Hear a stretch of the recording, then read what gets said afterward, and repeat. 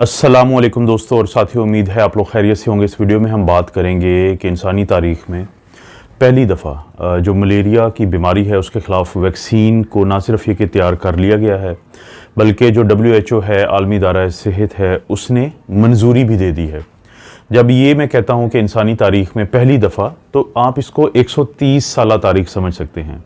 आज से ठीक 130 साल पहले इंसानों ने वो जो जरसूमा, जिसको हम पैरासाइट कहते हैं, उसको नाम दिया था, जो वजह बनता है इंसानों के अंदर एक ऐसी बीमारी को जो बुखार जिसमें बहुत ज़्यादा होता है और जिसको आज हम मलेरिया के नाम से जानते हैं।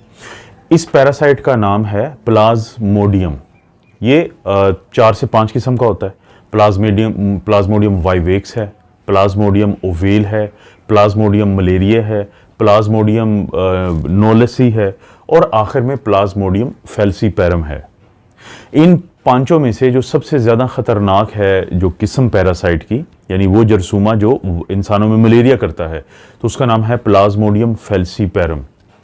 हो सकता है कि सर्द ममालिक में रहने वाले लोगों के लिए ये बिल्कुल भी ख़तरनाक ना हो, क्योंकि वहाँ पे मलेरिया नहीं होता। वहाँ पे मलेरिया क्यों नहीं होता? अमूमी तौर पे वहाँ पे वो वेक्टर या वो मच्छर नहीं होते जिनको हम कहते हैं कि एनोफिलीज मॉस्किटो, और उनकी भी ख़वातीन यानी फ़ीमेल जो होती हैं एनोफिलीज मॉस्किटो, तो फीमेल एनोफिलीज मॉस्किटो वो उठा के एक इंसान से दूसरे इंसान में ये जो पैरासाइट है इसको लेके जाती हैं। लेकिन क्योंकि जो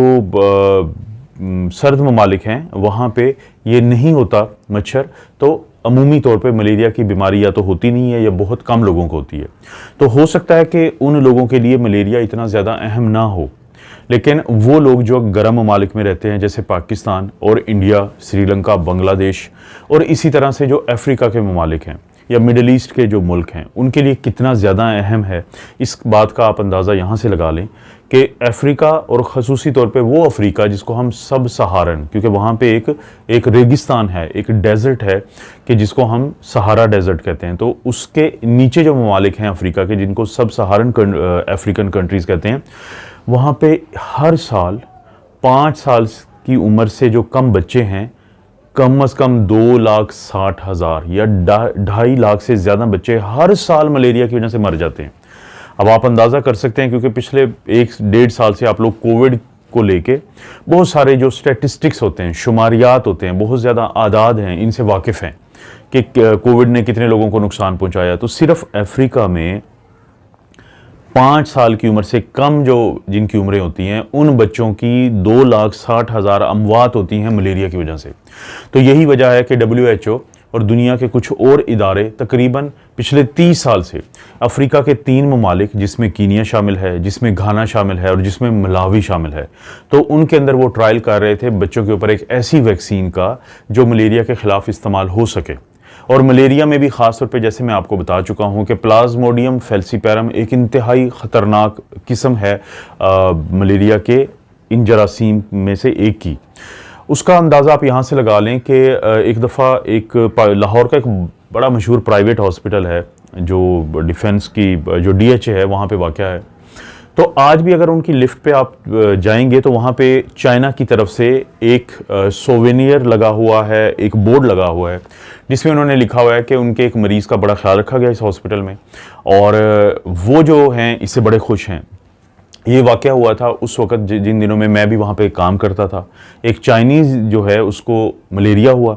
वो दिमागी मलेरिया था, यानी जब मलेरिया के असरात आपके दिमाग पे पहुँच जाते हैं, जिसको हम सेरिब्रल मलेरिया कहते हैं, तो वो मरीज़ जो है वो बेहोश हुआ, वो वेंटिलेटर पे गया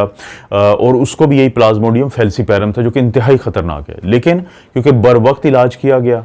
जैसे ही वो तशख़ीस हुई तो वो जो शख्स है उसकी जान बच गई, जिसकी वजह से जो चाइना की वो कंपनी जिसका वो एम्प्लॉय था वो इतने खुश हुए कि उन्होंने हॉस्पिटल के लिए बाकायदा ये एक गिफ्ट किया ताकि वो हमेशा शुक्रगुजार रहें। बताने का मकसद ये है कि जो प्लाज्मोडियम फैल्सीपैरम है, मलेरिया की एक किस्म है जो पैरासाइट की, ये बड़ी ख़तरनाक किस्म है और अफ्रीका के मैंने बताया कि बहुत सारे बच्चों की डेथ हो जाती है। तो इसलिए पिछले 30 साल से इन 3 ममालिक में 8 लाख बच्चों को कम से कम 1 डोज दी गई। और जब ये रिजल्ट सामने आए हैं इन बच्चों में, तो देखा ये गया है कि ये जो वैक्सीन है मलेरिया की, ये कम से कम 40% जो बच्चे हैं या लोग हैं वहाँ पे, उनको मलेरिया से बचाती है, और कम से कम 30% को जो बीमारी की शिद्दत है उससे बचाती है। यानी हर 10 में से 4 बच्चे बीमारी से बच जाते हैं और 3 बच्चे चांसेस होते हैं कि वो मौत से बच जाएंगे, जो कि एक बहुत बड़ी तादाद बन जाती है जब वहाँ पे इतने सारे लोगों को देखा जाए। और ये जो वैक्सीन है, ये मैंने जैसे बताया कि 8 लाख बच्चों में इसकी डोजेस लग चुकी हैं। इसके रिजल्ट ऐसे आए कि जिसकी वजह से मजमूई तौर पे काफ़ी जानें बचीं, तो जिसकी वजह से WHO ने इसका पूरा जायज़ा लिया और उसके बाद इसको मंजूरी दे दी गई है। ये जो वैक्सीन है इसका नाम RTS.S है, और इसका जो एक ब्रांड नेम है वो भी चल रहा है, वो मैं अभी अवॉइड करता हूँ यहाँ पे बताने, लेकिन ये ब्रांड में भी आ चुकी है कंपनी की तरफ से। और इसकी 4 डोजेज़ हैं। ये वो तमाम बच्चे जिनकी उम्र 5 महीने से ज़्यादा होती है तो उनको दी जाएगी। 4 इसकी डोजेज़ होंगी। पहली डोज जो है वो 5वें महीने पे लगती है, दूसरी डोज 6ठे महीने पे लगती है, तीसरी डोज 7वें महीने पे लगती है, और जो चौथी या आखिरी डोज है वो 18वें महीने पे यानी 18th मंथ पे जाके ये वैक्सीन दी जाती है। तो पूरी दुनिया बहुत खुश है, और ख़ास तौर पे क्योंकि कहते हैं कि कम से कम इस वैक्सीन की रिसर्च पे $750 मिलियन यानी तकरीबन 75 करोड़ जो अमरीकी डॉलर हैं वो खर्च हो चुके हैं, जिसके बाद से हमें ये खुशखबरी सुनने को मिली है कि एक ऐसी बीमारी जो गरीब ममालिक की बीमारी समझी जाती है, तो उसके लिए वैक्सीन जो है वो बन गई है। अगर मलेरिया अमीर ममालिक में भी उसी शिद्दत से होता है जैसे गरीब ममालिक में होता है, तो आप देखते हैं कि बहुत ज़्यादा फंड्स मिलते इस रिसर्च को, और हो सकता है कि आज से 30 या 40 साल पहले ही हमारे पास वैक्सीन आ चुकी होती है। और यही केस है डेंगू का भी, जो डेंगू के भी वैक्सीन का ना आना है, क्योंकि एक वैक्सीन आई थी लेकिन वो बहुत ज़्यादा फिर उसका फ़ायदा नहीं हुआ। तो उसकी भी यही वजह है कि जो डेंगू और मलेरिया जैसी बीमारियाँ होती हैं वो या तो गरीब ममालिक की बीमारियाँ हैं, या डेवलपिंग कंट्रीज़ की बीमारियाँ हैं, या मोस्टली जिसको हम थर्ड वर्ल्ड कंट्रीज़ कहते हैं, ये उनकी बीमारियाँ। लेकिन कम से कम मलेरिया को लेके एक बहुत अच्छी खबर है, क्योंकि जो मलेरिया का पैरासाइट है ये हमारे जो खून के सुर्ख खुली होते हैं। जब मच्छर अपना फीड लेता है, ब्लड लेता है हमसे, तो वो हमारे अंदर, अगर वो फीमेल एनोफिलीज मॉस्किटो है, तो उसके अंदर चांसेस होते हैं कि उसके थूक के अंदर, सलाइवा के अंदर ये पैरासाइट होते हैं, जिसको प्लाज्मोडियम कहते हैं, और जिसकी मैंने ये 5 अक़साम बताई हैं। तो वो साथ ही हमारे जिस्म में दाखिल कर देता है।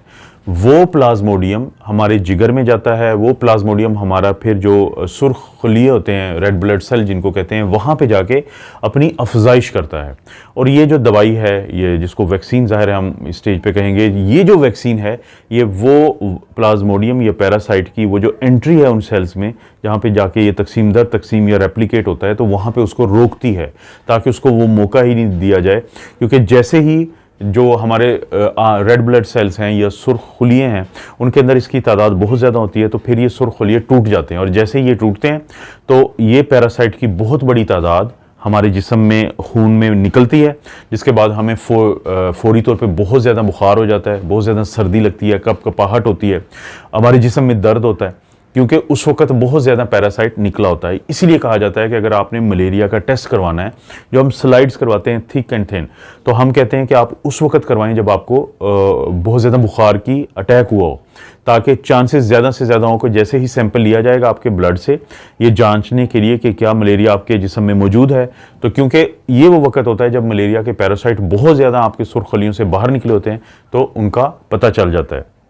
अगर आप इस वक्त नहीं करते तो उसके बाद यही पैरासाइट जो हैं बाकी जो हमारे सुर्खलिए उनके अंदर चले जाते हैं, और ये साइकिल रिपीट होता है, और ये जो तकसीम दर तकसीम का अमल ज़्यादा होता है, और बहुत ज़्यादा ये वायरस या ये जो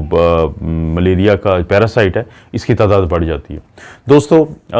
कोशिश करते हैं कि इस पर नज़र रखेंगे, और पाकिस्तान में ये जब आएगी मलेरिया की वैक्सीन तो मैं आप दोस्तों को ज़रूर बता दूंगा। और बच्चों में इसलिए ख़तरनाक हो जाता है मलेरिया कि बड़ों में तो मलेरिया होने के बाद अक्सर, क्योंकि हमें होता रहता है, बाज़ वक़्त हमें पता भी नहीं चलता, तो हमारे अंदर कुछ ना कुछ एंटीबॉडीज़ बनी होती हैं। लेकिन क्योंकि वो बच्चे जिनकी उम्र 5 साल से कम होती है, उनके अंदर इम्यूनिटी नहीं बनी होती, यही वो वजह है कि मलेरिया उन बच्चों के लिए इंतहाई ख़तरनाक होता है, बावजूद इसके कि पूरी दुनिया में प्रोटेक्शन की कोशिश की जाती है। मज़ीद कोई ऐसी अपडेट हुई तो दोस्तों आप लोगों के सामने ज़रूर लाऊंगा। आप अपना और अपनी फैमिली का ख्याल रखें। अल्लाह ताला आपको और आपकी फैमिली को हर किस्म की बुराई, बीमारी और आजमाइश से महफूज रखें।